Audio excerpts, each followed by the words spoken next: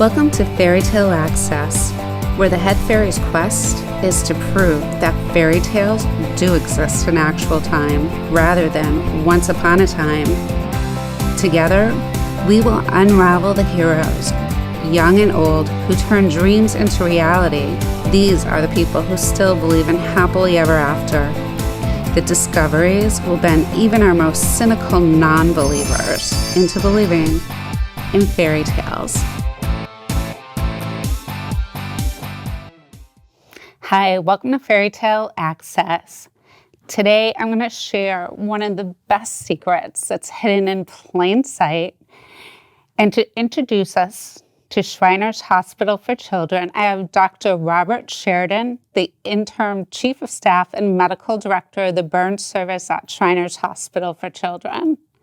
Thank you for joining us from Boston. How are you today? Oh, I'm very good. I'm nice and warm. I hope you are too. Yes. It's a cold weekend. It is a cold weekend. So first, can you give us a little bit about your background? I know you've traveled around the world. You've written numerous papers. I think one report said 200 papers on burns, and you've written 2 books about it. So where did you get your experience? What led you to this field? I'm basically a lucky guy. I went to school with a scholarship from the Army, and they trained me up to be to do general surgery and then specialize in trauma, burns, and critical care. And the Army has a big burn unit in San Antonio, Texas, and I was there. And several things happened at the same time. I was going to stay there, but my obligation for schooling came due, and they happened to be looking for somebody here at the Shrine in Boston. And I had hoped that eventually when I left the Army, I would end up in one of the Shrine hospitals, and because I really like taking care of kids. So there was a need here, and so I left the Army a little bit earlier than I planned, but my obligation had just ended. And I'm from the Boston area, so it really worked out great. And that's how I ended up here. Oh, and you're also a professor at Harvard? Yes. The MGH and the Shrine are very co-located, right across the street from each other, and there's a lot of back and forth and a lot of cross support. And so we're basically functionally part of the Harvard system that way, in terms of, with a lot of students come through here and that kind of thing. So the Shriners Hospital, what type of childhood cases do they handle?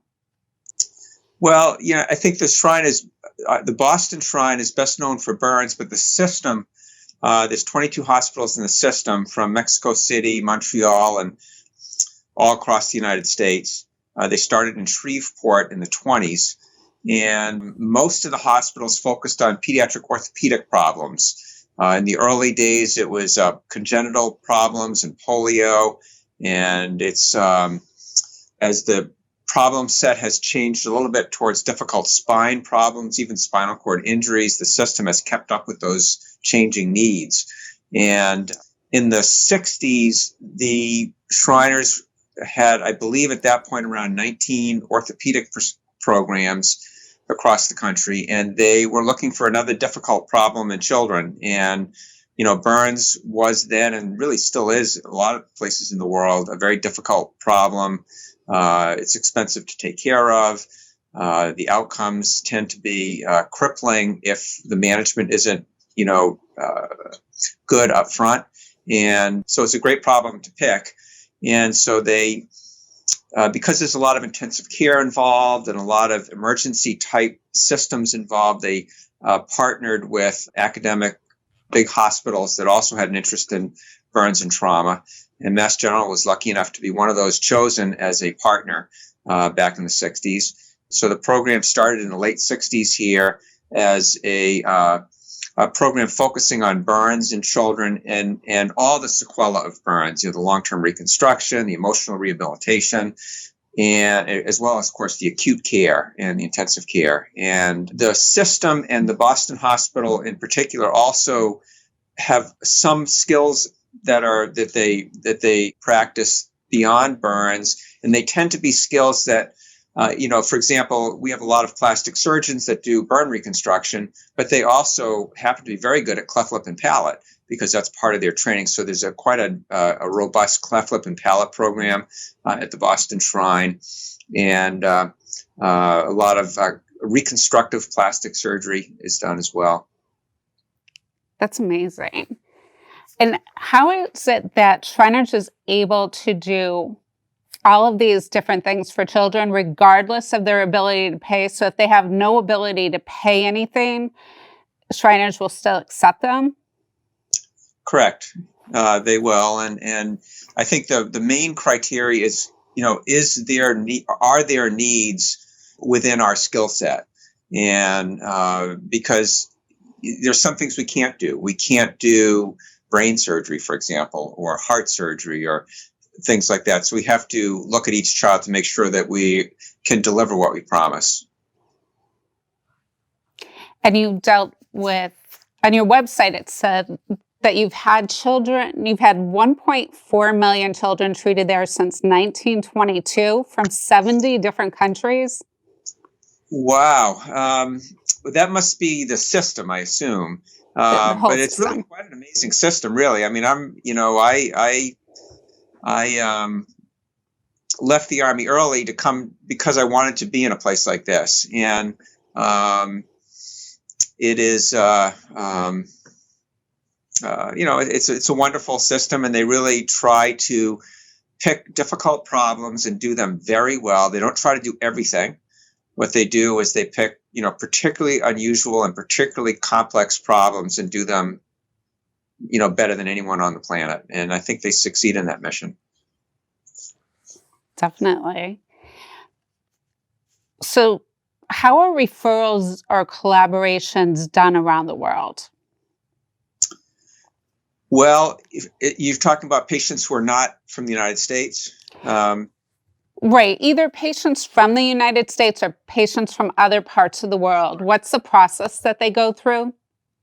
Well, I mean, at the heart of the process is a doc-to-doc conversation, just to make sure that we can deliver the goods. And if that child is in Nashua, then maybe the emergency room in Nashua calling our unit, and then there's immediate acceptance, and the child is down there in 30 minutes. If it is a child in a burn unit in a country across the planet, sometimes there are some complexities. But the process is the same. The docs call and we talk, and we run through what the child's problems are, what their needs are, to make sure we can deliver the goods. And then we have to work out a logistic tale. And so the logistics of, both of those scenarios have logistics involved. The logistics are much more complicated if the child's in Algeria than if the child's in Nashua. If the child's in Nashua, they just hop on a helicopter or they hop on an ambulance and they're with us right away. And we can sort out the family housing situation usually at that point. We can sort out any other logistics that have to happen. If the child is in another country, there are visas, passports, the risks and expense of flying sick children across the world. And those risks are not small. And so that they have to be really carefully considered. And so it's really, no two cases are quite the same. And so it's really important to do this on a case-by-case basis, looking at what the child's needs are and what the logistics in movement would be. And is this a rational and compassionate and correct thing to do? When they come into the hospital, do they meet with just one doctor, or do they meet with a set of doctors for the first parent-child doctor meeting? It's a good question. We have a program that runs 24/7, 365, and to do that requires more than one person. And so we have a group people of surgeons, and we are all we've worked together for years. We do things very similarly. And so there's a lot of teamwork involved. It's a small group. And so If the child comes in, on one night, they might meet me immediately. If they come in on the next night, they might meet my partner at night and me in the morning. And but we make sure that people understand that this is a team sport, because to really deliver high quality care 24/7, 365, you really need to have a team. And, the same thing with the nursing staff and the respiratory and rehabilitation staff, a small group. We all work together, think alike, and we try to, all communicate very openly with the families. To give people an idea of the type of care, can you take us what a burn victim would go through? So what's the first thing that you would have to do for somebody who is severely burned? Sure. I mean, the first thing to do is usually it's a phone call to the unit, and then there's a quick, doc-to-doc talk about, what the status of the situation is, how stable is the child, what needs to be done before they can be safely moved, that kind of thing. And once that discussion happens, if the child is, like most kids we take care of from New England, there's a transport arranged by helicopter or ground ambulance, and they arrive, and much of the time, some of the initial care has already started. So if the child has a bigger injury, they're going to need a fluid resuscitation. They might need some support for breathing, and that can be started en route. And then first thing that happens, they come up to the unit, and we try to do a very thorough assessment as to what exactly is going on, the depth of the injury, where is the injury, what other injuries are there, is there a fracture, is there a head injury, all those kinds of things. And sometimes in the confusion of a bad accident, sometimes things happen beyond just the burn, and you want to make sure you don't miss any of that. And then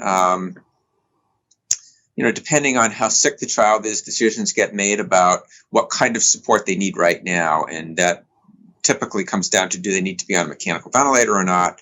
And if that is the case, then that's done.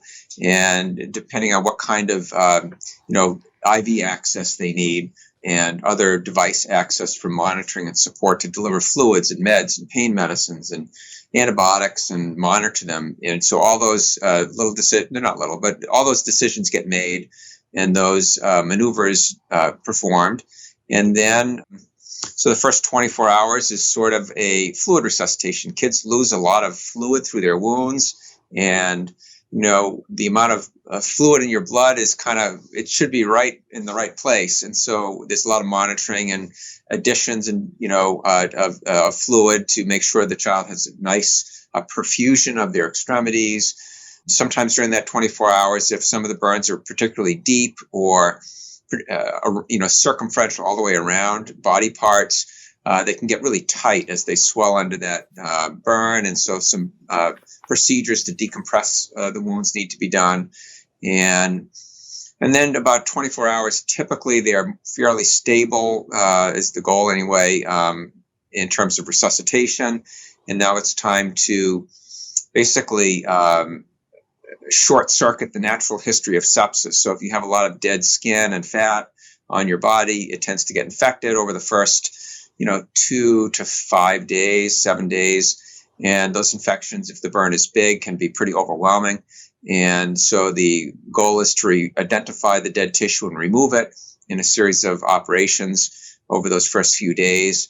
And then the nice clean wounds that you've generated, either close them right away if there's good donor site and the child's pretty stable and will tolerate harvest of their unburned body parts, to close with skin grafts, or some temporary measures like transplant skin, temporary, cadaver skin, or other membranes to kind of biologically close the wounds. And then that brings you in a bigger injury towards the end of the first week.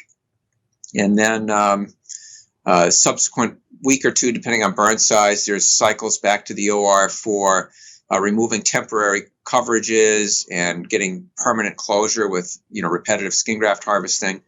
And then rehabilitation begins really from the get-go, but it really intensifies once wounds are almost closed.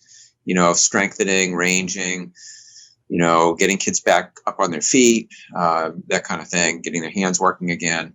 And again, it's very variable as to how bad the wounds are, how much time it takes, and what exactly is done. But that's the basic philosophy is to, toward once wound closure is getting close, to really accelerate those rehabilitation efforts. So when the child is really closed, then when the wounds are all closed, you can really have they can start to play and work on getting back to normal. Are you able to fix a lot of the scarring that burns leave at Shriners? Yeah, it's interesting that I've been at this a few years, and in the early years, that was not as much a focus as it is now, because there wasn't that much to do, and everyone was so glad that the kids would be alive. That wasn't the focus, but now it really is, and there's a lot that there's some things that don't require surgery or anesthesia that we can do. Scar massage, moisturizer, compression. Garments, face masks. But then there's other things with lasers and various surgical procedures that we can do to really kind of make them as good as we can get them. So we really try to make the result quite good. And it's a point of pride in that, the field really can do that now. And, your allusion to ability to pay is important, because some of these things, is it cosmetic or is it functional? And sometimes that makes a difference for coverage, but it doesn't make a difference to us, And so, because I think an aesthetic issue in a kid who's trying to socialize really is very important.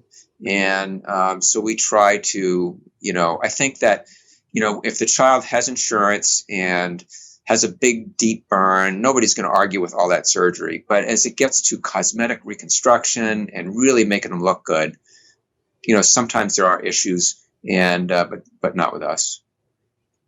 That's fantastic, because children really need that.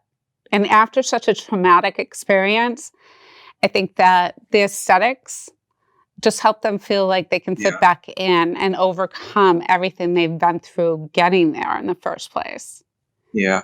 And I really like that a lot, because I would say most of our patients are quite young, and, probably 30%, 40% under 3. And so they got a lot of growing to do. And so one of the issues is that the skin grafts and burn skin doesn't grow as well as their skeletal system does. And so there's a lot of distortion that happens through the growing process. And it's fun to stick with them. So we follow them for years, and we revise them. And, if their hand was great when they were 2 years old, but now it's got some tight bands in it, when they're 5 years old, we can fix that. And I really enjoy those interactions and sort of watching the kids grow up. What about the collaboration and teaching that goes on at the hospital? Are you part of that as well? Yeah, I mean, burns is really a team sport. Nobody can do this alone. It's just not possible. And, I think that one of the things that drew me to burns and trauma when I was in training was just, I love working with other people and kind of, solving problems together and kind of being friends and working through the thing together. And burns is really that way. I mean, every morning, we round in every kid with nursing, the docs, the surgeons, the rehab therapists, the psychologists, the psychiatrists, the dietitians, the anesthesiologists. Everybody's got their piece that they're particularly expert at. And when you have open discussion and really try and optimize it for every kid, it's never a cookie cutter. And so that it's really important to have that ongoing conversation. How do you think the hospital staff in general keeps that whole we're sending love to the rescue feeling going on? Because every time I visited a Shriners hospital, it's just that it's so nice. Everybody's so nice compared to other hospitals. They're not in a hurry. They're willing to discuss things with you and explain what's going on. And people don't look as stressed out there as they do at, other hospitals.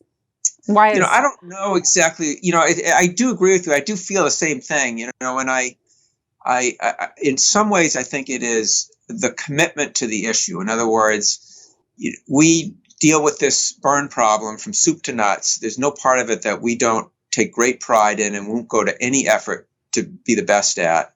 And sometimes the kids come in and they have a complicated problem. You don't know exactly how how it's all going to play out. But you can tell the parents and be very honest about it. We will stick with this problem until we have a great result. And I don't know exactly how it's going to play out because it's just not possible to know. But we will be, obsessing over every detail, and we will stick with you. We'll be transparent, and we'll do the thing together. And allows people to, to own the problem. And I don't know. It's in some ways it's worse in that you can't pass the problem off. But in some ways, it's better that you know that you're going to have the resources. Whatever the kid needs, you can get what they need, and that's kind of a nice feeling. That must be a nice feeling, especially when other hospitals that you could work at around the country are dependent on what the insurance company says, whether that authorization goes through or not. Yeah, it really is. I feel very lucky. I mean, the Shrine organization is incredibly supportive of the mission. The mission is very clear, which is great. And the mission is not make money. The mission is take care of the kids. The money will take care of itself, and do the right thing by the kid and the family. And that's a fun mission to have. Definitely. What have some of your best experiences been since you've been there? Oh boy. I have to say it's the relationships you build with the families is I think the best. Christmas card, kids with big burns, and you get a Christmas card years later, and they're doing great, and that kind of stuff. And that happens. I mean, I sometimes get cards from people years later, and it's really it really makes your day. Definitely. So how is Shriners funded? Do people make donations? Are there?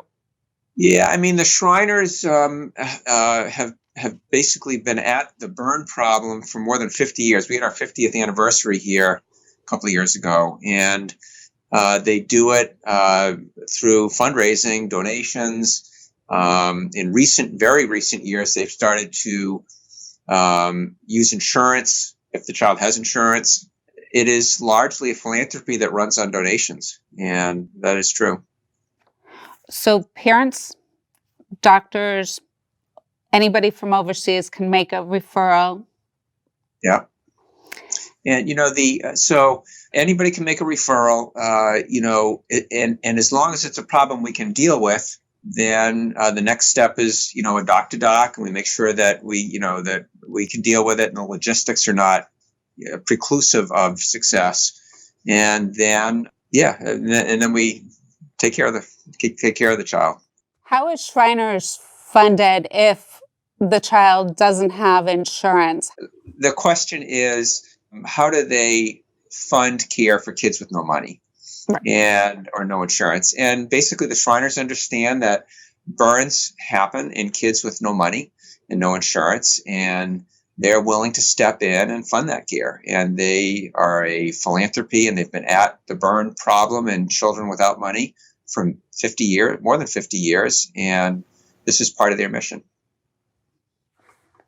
Well, thank you for sharing so much about how the hospital is run, in particular with your department, and how you ended up at Shriners. Oh, thank you very much. Every story that comes out of that hospital is just astounding, and I appreciate your time. Thank you so much for having me. I really appreciate it. My pleasure. Take care. You too. Bye-bye. Bye. Until next time, keep asking questions. And if you need more information about Shriners Hospitals for Children, you can click on the link below.